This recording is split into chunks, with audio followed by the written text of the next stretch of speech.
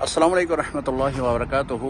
ये मदीना पाक में मस्जिद जुमा है, जहाँ पे जब हुज़ूर अलैहिस्सलाम तशरीफ़ लाए तो यहाँ पे पहला जुमा अदा किया गया।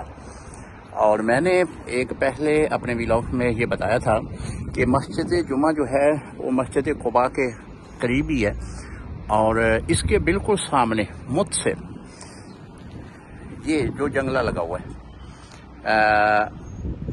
ये जंगला आप नज़र आ रहा होगा, ये जो गाड़ियों की बैक साइड पे है। यहाँ पे मदीना पाक की वो छोटी छोटी बच्चियाँ थीं जिन्होंने हुज़ूर अलैहिस्सलाम का इस्तकबाल किया, और तलाल बदरु अलैना, ये जो है हुज़ूर अलैहिस्सलाम की शान में इसको पढ़ा।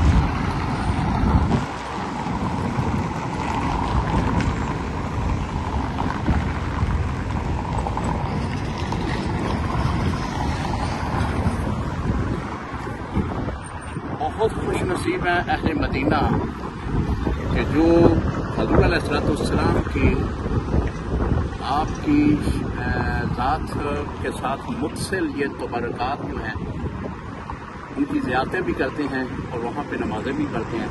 अल्लाह से दुआ है कि अल्लाह ताला हर मुसलमान को इस जैसी ज़ियारतें बार बार नसीब फरमाए। अस्सलामु अलैकुम रहमतुल्लाह।